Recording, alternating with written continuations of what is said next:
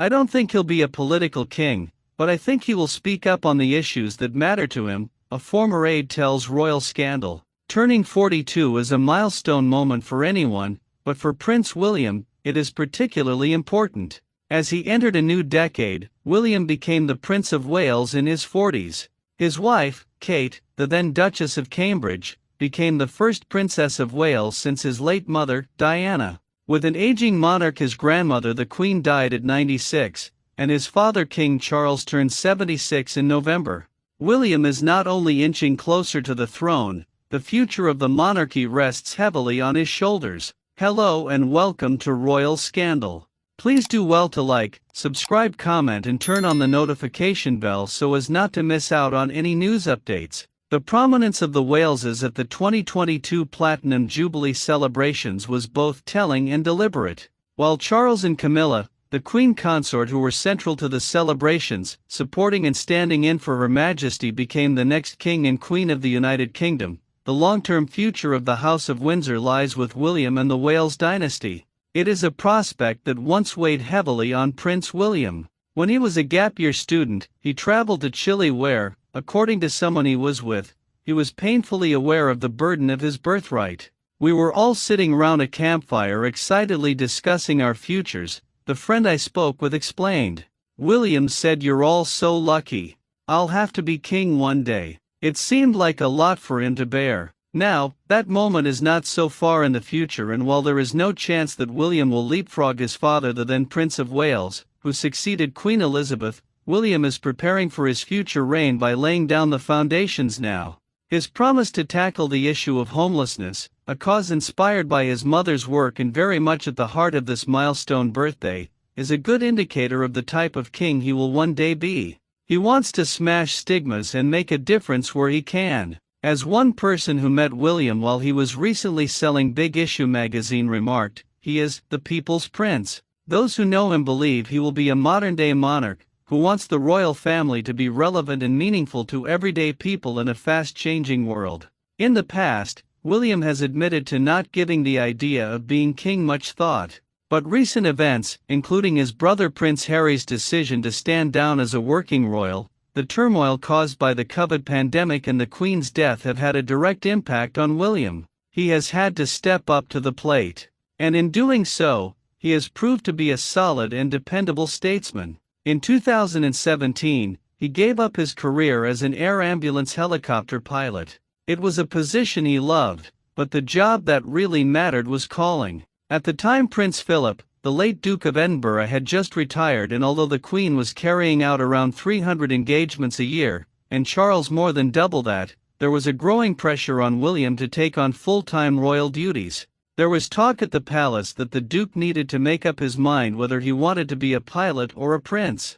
"I think there was a sense of frustration that he was not doing more official engagements," says one palace insider. William, who can be stubborn, had refused to be pressured into taking on full-time royal duties until this point. It was important to him that he and Kate, and their young family were able to enjoy an ordinary family life, and he loved having a civilian job that had a real impact on people's lives. In retrospect, he was wise not to succumb to pressure to be hurried into full-time royal duties.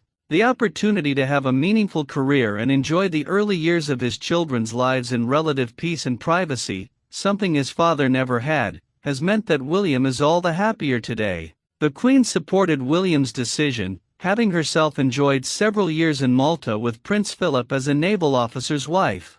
Now, however, she needs and depends on William more than ever as the royal family goes through a fundamental transition. While the Queen had no plans to abdicate or retire and continued to serve, her statement at the close of the Jubilee celebrations made it clear that she needed the support of her family. Since suffering from mobility issues, Her Majesty had scaled back her public engagements and was handing more responsibilities to King Charles and Prince William. Their roles as her chief substitutes have become increasingly apparent in recent years, with Charles and William carrying out the lion's share of overseas tours on behalf of the Queen as well as investitures and increasingly state occasions.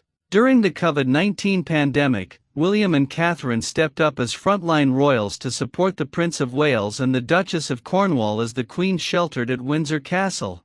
and it is expected more duties will fall to William as Charles carries out more on behalf of his mother.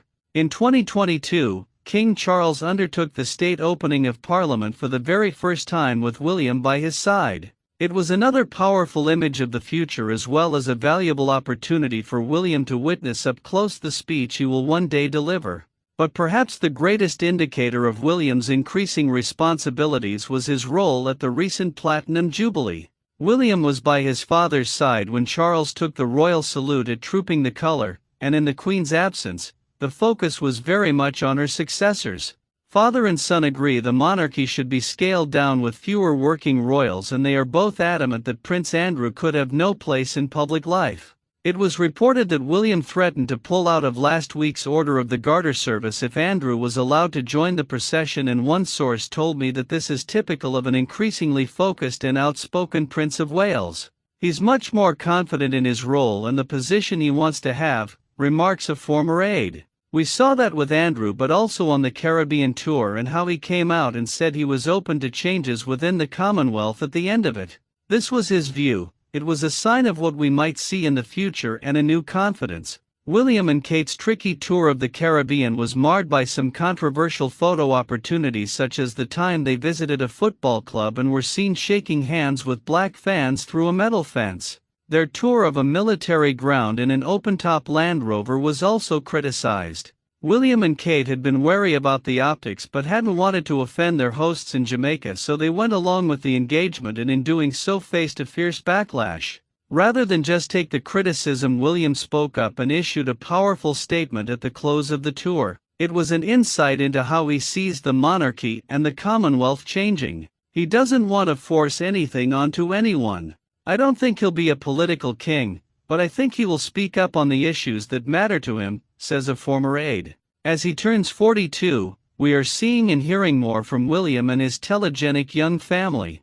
While there was a time the prince could be shy in front of the camera, and kept his children out of the limelight, William has mastered the art of the TV interview and public speaking. He is more comfortable with his children Prince George, Princess Charlotte and Prince Louis taking a place in the spotlight, but not too often and not for too long. Those who know the Cambridges best say that it is William's happy home life and his 10-year marriage which have made him the Duke he is today. Kate is the backbone of it all, and having finally found a happy balance between his public personal and his private life, William at 40 is truly content. Of course, there is still his ongoing rift with his estranged brother Harry. There wasn't a reunion at the recent Jubilee, however. Sources close to the princes are hopeful they will one day smooth things over. My sense would be that it is something that plays on his mind a lot, says a friend. The thing is, William knows they are stronger when they have each other in their lives. In time, I'm confident that can happen. The hope is one day it will be resolved. For now, William is focused on putting the framework in place to make sure the next decade is as successful as the last. The speech he delivered about environmentalism during the Platinum Jubilee celebrations is the kind of speech we can expect to hear more of. Having launched the Earthshot Prize, to find ways to help protect the planet, William is committed to making this his raison d'etre. That speech was very telling, says the former palace aide.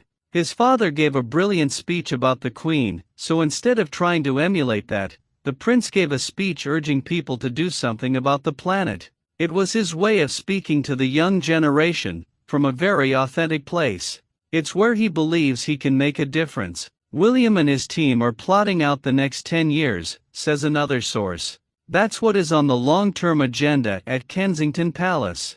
William will focus on the environment and homelessness. These are the big issues he wants to push.